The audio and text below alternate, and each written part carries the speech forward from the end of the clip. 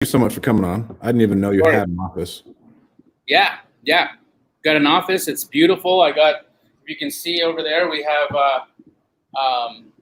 glass, floor to ceiling glass everywhere, and it's an amazing spread. Do you still have the dark room where all the people are in there just doing whatever they do?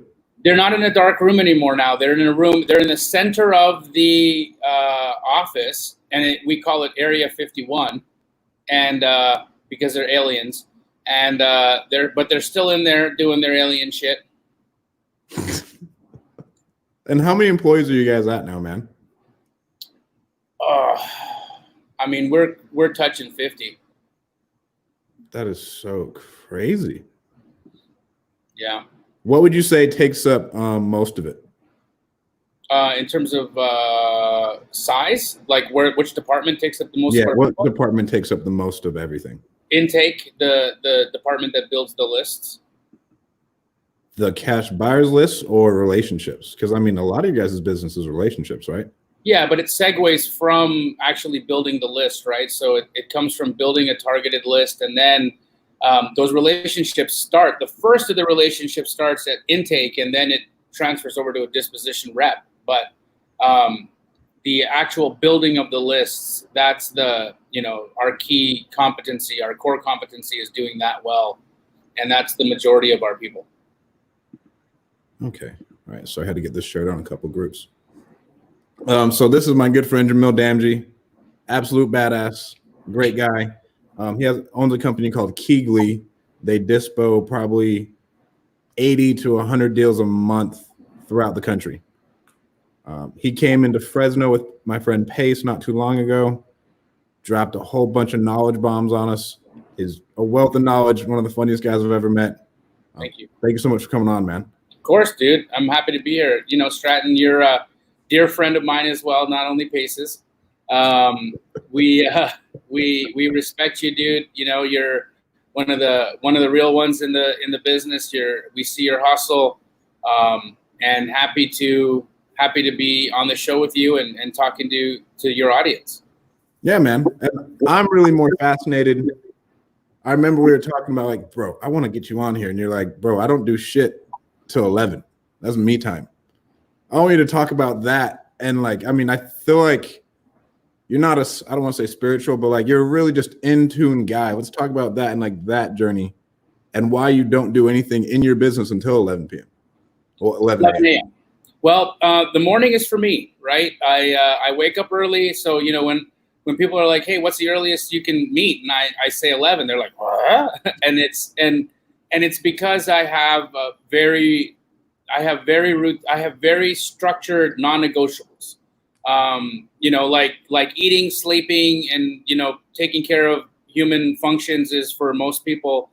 My humanity doesn't happen. Look at that.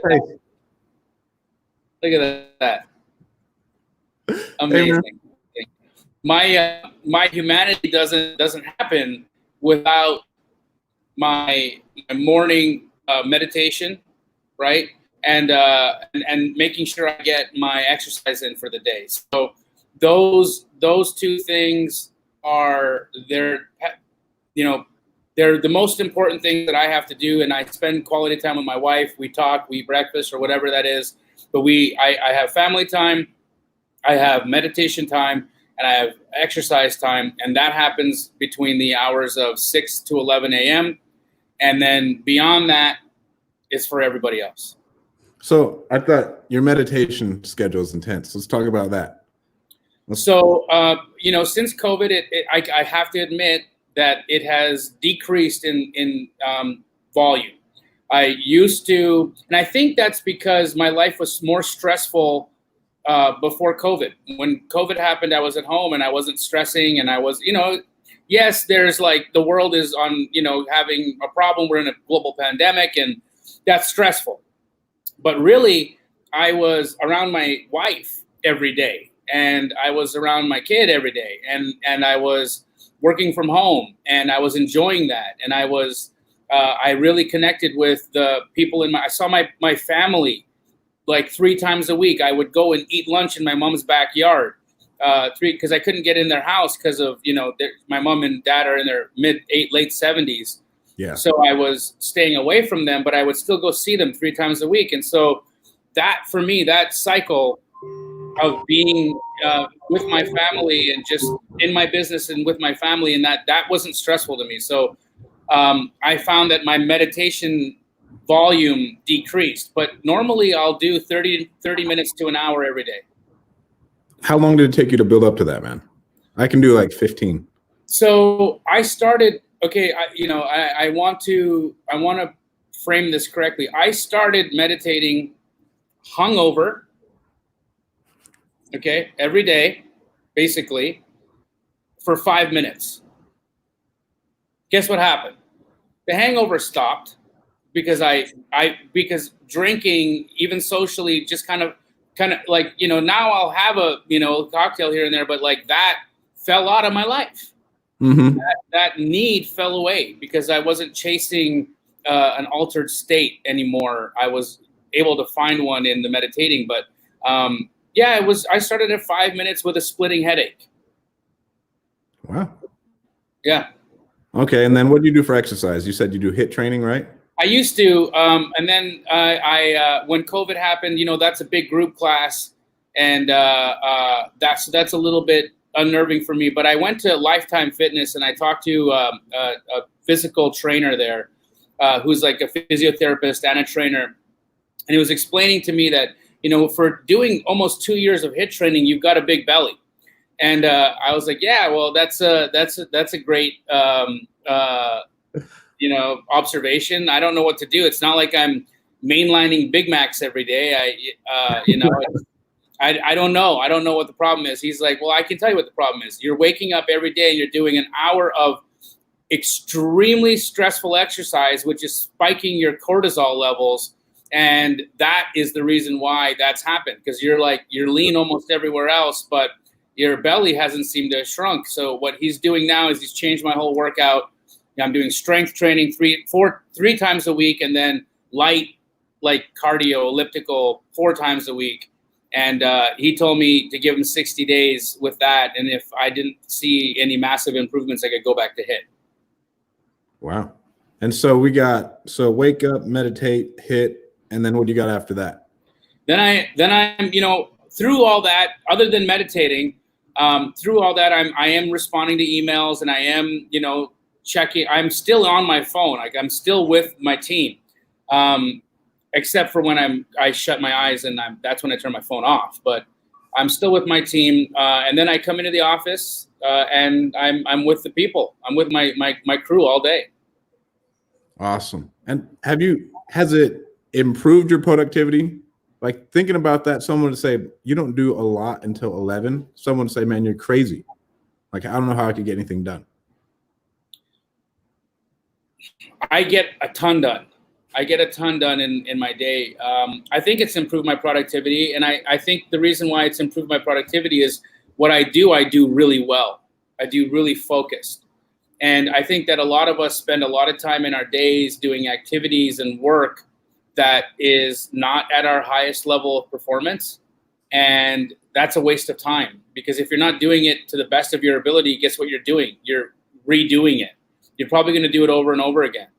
And if you're finding that that's kind of what you have happening to you in your day, that you see yourself repeating the same tasks over and over and over again out of, maybe missing details or forgetting to do things or whatever that is, if you're finding yourself not fully focused on the tasks that you're in, it's because you're lacking presence through your day.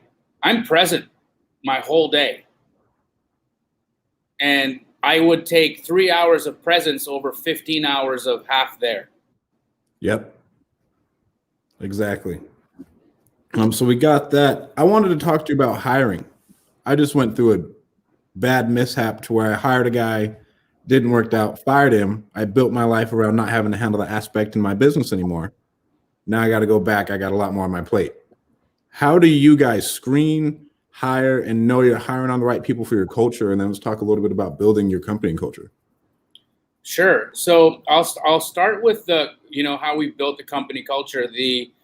the key of it is that we built the company on a foundation of love, right? And so we just talked about it again today because we all this month came back to the office on the 1st of June. We are in a tense time in America right now, and it's important that we all, and especially in this office, understand that we're all coming to this place with different experiences, with different lives, and with different histories. And we need to approach everybody's perspective with, at first, giving everybody the benefit of that they're coming from a loving place. And, quick example, you're sitting at a table, you ask the person, hey, can you pass me a pen? And they're like, I can't, I'm too busy, right? So you could have in your head, Ted didn't give me a pen because Ted's an asshole, right? Ted didn't give me a pen because Ted doesn't think I'm worth his time to give me a pen. Or Ted didn't give me a pen because he is so focused on helping so-and-so with their task that he couldn't work on the distraction. Ted didn't give me a pen because he needs to finish what he has to do so intently because he's trying to make it to his kid's baseball game. What's the story you're telling? What's the story you're telling yourself about people, right? And is that story coming from a foundation of love where you're giving them the benefit of that? Or are you creating that? We lost Jamil. I think we lost that guy. Thanks, Charles. And then who's Daryl Thomas Jr. So what I was talking about. I lost you. Yeah, I don't know what happened. But again, back to what I was saying is, what are the stories you're telling, right? And so that right there, in terms of when we have people on that are in our company, we make sure that we have people that are predisposed to contextualizing things in a positive manner, right? And I think that in itself will lend you to a good group of people. Secondly, we do a barrage of personality and skills testing when we have someone come on. So that is important. They need to be able to pass a personality test. He doesn't pass many personality tests, by the way. Any of them? No. They have to be able to pass a personality test. They have to, and again, passing a personality test isn't like, are you a jerk or not a jerk? It's who are you? What's your type? What kind of individual are you, right? So that's important. But where we hire from is also important, right? So yes, we have plenty of online tools that we use for hiring, but a lot of stuff comes from word of mouth. And my team here, we're all for the most part people who go to church, right? And so a lot of our staff have come from the church, in all honesty, from friends and family that are people of faith. And, that has really worked out well for us. Wow, I didn't know that one. This is an off-topic question. How'd you get that beard to grow in so good, so fast? I've been trying to get it out of you for months now. So, I draw it on. No. I'm an Indian. I'm East Indian, bro. I basically have to. Let's just say this, okay? I start the day covered in hair, and every day I have to shave where I want you to see. How's that? That's awesome. What personality tests are you taking? Do you use PI? We use the DISC test. Really? Yeah. Is there a reason you guys don't use predictive index? Like I was told, predictive index is the way to go. I mean, everyone's got a way to go, right? We understand the DISC test, and it's easy to interpret, so it works for us. Awesome. And then, so what's your day like once you get to your office, man? Is it scheduled, or are you kind of just putting out fires? I don't have a lot of fires to put out, honestly. I am pretty time blocked, so I've got a lot of things scheduled and a lot of meetings I got to do. A lot of things going on through the day. but it's a scheduled day. You know, I don't have as much energy as this. Everybody know who this guy is? Stratton Brown, you're probably the most handsome man in wholesale, bro. Oh, thank you, my friend. Come on, dog. And I saw you over there in Utah. You were making me super jealous. You went over and visited your parents? Yeah. Well, I was there like last week, yeah. Yeah, bro. It looked awesome. So you consume my content, huh? I'm You're my homie, bro. Of course I consume your content. Honestly, Jamil and I have probably never been treated better in all of our travels together as when you hosted us. You were absolutely amazing. Oh, wait, Zach Weist was better than him. Was he? Yeah. Oh. All right. Well, you got to step up your game. Just kidding. I know they got picked up by like a Benz. I know Stratton was feeling a little bit like, he's like, oh, they picked him up in a Maybach. Bro, they picked him up in a Maybach? I was like, you know, what do you do, right? But Are you going to lunch? I'm going to be meeting with Bobby and Thomas. Okay, later. Are you going to lunch? I'm going to lunch right now. Okay, I'll see you later. Have fun, bro. Hey, later, Stratton. You're the man. See you, man. Thank you. Isn't he the best? No, he's the best. His Rochelle has been a godsend, and he's amazing. Yeah. So once you get to the office, we're talking about like, what do you time block out? Like, what are your responsibilities in your business now? I know you're more growth. Like, you're not doing sales. Right now, I'm actually not. I wouldn't call it sales. I'm doing vetting. So right now, I'm vetting a lot of potential franchisees. It's actually me getting on the phone with them, talking to them, finding out about their business, finding out if they're going to be a good fit. So I've spent a lot of time on the phone with people. You know, I did 5 of those calls yesterday, and each of them run around an hour. So I was on the phone for 5 hours just talking to people, finding out who they are and what's going on in their business and if they'd be a good fit for Keegley. I mean, we have so many people wanting to be a franchisee that it really has become where we're like having to figure out who's going to be the right guy, you know? That's a good problem to have. I'm not complaining. It's a good problem to have, man.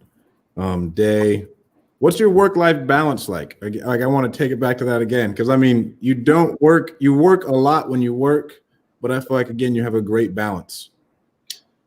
I do have a really good work-life balance. I have amazing business partners that take so many details off my plate that I wouldn't have the wherewithal to handle. So that's really good. I like to have fun, man. I think that for me, if I'm not enjoying my day, meaning that if I don't get my family time, if I don't get my meditation, if I don't get my workout, if I don't get to commune with my people, if I'm not being productive all day, then I'm an unhappy guy. You know, there was a fortune cookie I read the other day, and they said that it said that making someone happy isn't really difficult. All people need are someone to love, something to do, something to hope for. That's it. You know? And I feel like that is probably if you boil it down, that is what I have. You know, I have the people I love, right? And I love my people, my family, and my friends. I have something to do. I have a purpose. I help people in their businesses. I help my staff in their productivity in this business, and I have something to hope for. You know, I hope to see Keegley nationwide, helping people across the country move their wholesale deals. And I hope Wholesale Hotline blesses many brains with information to help them change their financial destinies. And if I can show people how to do that in the positive, inclusive, cooperative way, as opposed to the other way, which it's funny. I love Grant Cardone, so don't get me wrong. I think he's an interesting character, and I like his energy. I like his enthusiasm. Okay. But his energy is negative. Okay. He's on the negative side. Grant Cardone is the kind of guy that says, if you're going to come to battle, bring all your guns, all your knives, all your tools, all your weapons of destruction, and we're going to leave this field bloody, and we're going to win, right? And that's a path to winning. It's not wrong. I have a different approach. I feel like, you know what, we can all win together. And so I'm going to leave the guns and knives at home. And what I'm going to do is I'm going to come with my words, and I'm going to come with my ability to help people. And if I can hold hands with all the people I was supposed to kill, I'm going to walk to the finish line with everybody, and we'll all win. And that's really the message, and the way that I hope to spread real estate investing and its purpose, and what we can do for ourselves and our families in an inclusive, cooperative way. That's what I essentially hope I can spread, and just make more people see that there's value there and benefit to that. That is so cool, man. How did you find your partners? You were talking about that. Like, how did you find your partners that would allow you to operate in your own unique ability? Because I feel like you operate in your unique ability all the time in your business. So at a sandwich packing party, I'm not kidding. I met Hunter and Josiah we all met at a mutual acquaintance's house to pack sandwiches for homeless people. And they were there doing service, and I was there with my wife doing some service. And they asked, they had heard of me and I hadn't heard of them, right? They had heard of me. They had said, hey, we hear you're that guy who does all those deals. How many deals did you do last month? And I said, 14. And they were like, how does that happen, right? And I was it's just me and my sister, right? Like, it was like, how does that even work? Like, how do you have any time, And I was just like, easy. And I asked, what do you guys do? They said, well, we're really good at selling deals. So if you have any deals for us, shoot them our way, and we'll let us try to sell them for you. And, I was in a situation with someone who was already doing that for me. And that individual was unavailable to help me with some deals I had. And I had taken Josiah's phone number from the sandwich packing party, and I called him up, and he answered, and I said, hey, my go-to isn't available to help me move a deal. Do you have some time? And do you want to work a deal with me? And sure enough, him and Hunter said yes, sent them the information, did an option with them, and minutes later sold. Wow. Right? And then I thought, okay, well, here's another. Minutes later, sold. I was like, well, here's another. And it was the same thing over and over again. And I thought, what are these guys doing? Like, they're really good. They're really good at this process. And so we worked together loosely like that for a year before we became business partners. I was a free agent. They were free agents. I really respected their ethics. I really respected their personalities. And oddly enough, Josiah, he's 25, I think. I'm 41, right? So I've been around the block. I'm a little bit older. Josiah still teaches me stuff all the time. And it's like, that takes a lot for a person that's a little older or that has set in their ways to be able to understand that there's people younger than you who know more than you about things. Yeah. And that are exceptional, And I think that both Hunter and Josiah are exceptional people, and they both teach me things every day. So, that's what it is. I love them. I think they're the best guys. They are honorable, honest, and being their business partner has been the biggest blessing of my life. That is so cool. So we got Hunter, Josiah, and my sister. And your sister. I don't think I've ever met your sister. You haven't? Yeah, she's not really public. When we were first starting, my sister and I were business partners always. And so a lot of the seed capital that Keegley was built on and a lot of that came from her. And so she has a little bit less of a public role and she's kind of enjoying her situation right now. That's awesome. So we got tips, how to find the right partners with unique abilities. What are your hobbies, man? My hobbies? That's a great question because I don't know that I have like hobbies. I love listening to music. I like reading about spirituality. Reading different books. I like to go out and take walks. I think being outside and just being in nature is amazing. During COVID, I actually compressed some of my spinal cord because I was walking 8 to 10 miles a day, every day, just to get out and be in nature, be out in the world. And so, yeah, I think those are the things that I really love. I love my dogs. I like spending time with them and hanging out. I don't build model cars, or I don't collect stamps, or watch anime. I'd do all those things if I could, right? But I don't know. You don't like anime, bro? Listen, my wife loves Naruto, right? So like, she was trying to get me to get on Naruto, and I gave it a chance, and I couldn't get on it. Sorry.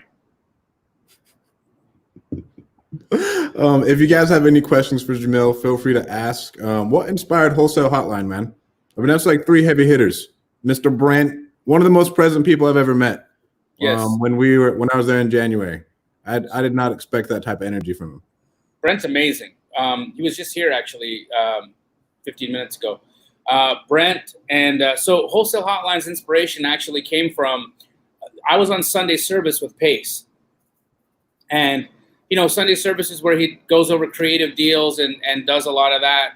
But there was a small little piece of it where he brought somebody on and was talking. We were talking to them, and that person was asking me questions, and I was answering them on the hop. And then when we finished Sunday service for that day, I went up to Pace and I said, dude, I liked everything that we did for that hour and a half. I'm like, but honestly, that like 3 minutes where we had that person on the line, and we were like pouring into them and actually listening to their problem instead of telling them about how great we are and what we have going on. We were like, what do you have going on, and how can we help you? I'm like, I got a buzz out of that I don't think I've ever had in my life. I want to do that, and I want to do that for an entire show. And he was like, okay, cool. And I'm like, I think we should make it like a hotline style, and we should call it Wholesale Hotline. And he's like, I love it. So Pace and I did the first episode of Wholesale Hotline. It was super janky. We had his cell phone and like call rail number, and we couldn't get anything working, and it was a bad echo. But we were like, we had hundreds of people hop onto that, and they loved it. And then we walked out of that first episode, and I said, Pace, I feel like everything that is magical happens in threes. It's just the rule, right? Like morning, afternoon, evening, breakfast, lunch, dinner, birth, life, death, the Holy Trinity. Everything happens in threes. Even jokes, good jokes are told in threes. It's a magic number, right? I think we're missing somebody, and I think that person needs to be Brent Daniels. And so, yeah, hopped on the phone, and Brent was just waiting by his phone. He's like, I wonder if they're going to call me to see if I want to be on Wholesale Hotline. And so as soon as he answered, he was like, I'd love to be on Wholesale Hotline with you guys. And we were like, great, Brent, come on. That wasn't what I was going to ask, but sure. No, really, though. It's amazing, dude. And it's going to get even better. So, nobody knows this, but we're going to add, because we just talked about it today, but we're going to add a new portion of the show where the first half an hour, it's going to be just technical stuff. So you guys will be watching our technical teams working leads, working calls, working SMS, working, and then we're going to thousands and millions of dollars worth of content. Like, people don't understand all the back end systems, especially yours. Like 50 employees, the amount of systems that have to go into place so people don't punch each other in the face, and so you don't punch yourself in the face. It's unimaginable. Yep. So that's going to be the first half an hour, and then we'll hop on after that and pour in. So it's going to be amazing, dude. That we have a lot in store for the folks, for the viewers. It'll always be free. It'll always be all of the information they need to know to go out and get their first deals. Yeah, it's look. There's guys out there charging $50,000 for a course where you could get all that detail from us in a 2-hour show. Exactly. I think that's the best. And believe me, we haven't made a lot of friends because of that. Oh yeah. I mean, now we're talking. We want to talk about astro flipping at all? Yeah. I think it's awesome. Let's talk about astro flipping real quick. Astro flipping is amazing. I'm going to take a more active role in astro flipping in the coming months, so you'll see a lot of me.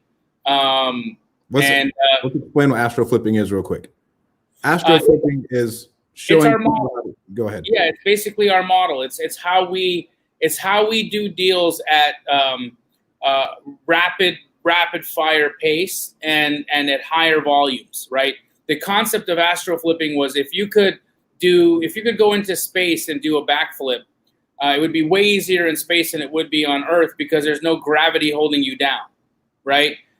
That's essentially how we approach wholesaling, right? So when we basically show you how to take your business, remove the weight, remove the items that are holding you down, the minutia that's keeping you stuck in a mindset where everything is so hard, and you can actually do deals at a much, much higher volume, plugging into these specific techniques, and it's really life-changing, man. We've got a lot of folks that are a part of our program that are not only crushing it, but like becoming massively, massively big, and I love it. I love it. Awesome. Let me. What is the website for that? It's www.astroflipping.com. Astroflipping.com. Yep. And if you have any interest in astro flipping and you'd like to know more, send me a DM. Send me a DM. I'd love to tell you more about it. Then how can people find out more about you, man? My Instagram is probably the place I'm most active. It's at JDAMJI, at JDamji. I'm very active there. I'm active on my Facebook as well. If you look around on my Instagram, you can find my email too. You can send me an email. But DM me. I actually respond. I'm a little behind right now. I have thousands of DMs that I have to get through, monthly, and so I tend to hit them every week. Awesome. Well, thanks so much for coming on, man. I don't want to take too much of your time. I know brother, I appreciate you, Stratton. You're one of the dudes out there that I see every day, just hustling it, making it happen, and I appreciate you, man. You haven't responded to Daryl Thomas's DM from a month ago, bro. You got to pick it up. I apologize, Daryl. I'm so sorry. It's not normal. That's not normal for me. It's a lot. Trust me, it's a lot. And I don't know if you guys know this, but when on requests, have you ever seen it where it says 99 plus? You ever seen that, Stratton? Mine never changes. So I can get through 4 or 5 hours of responses, and it never stops saying 99 plus. I don't know where they store them all.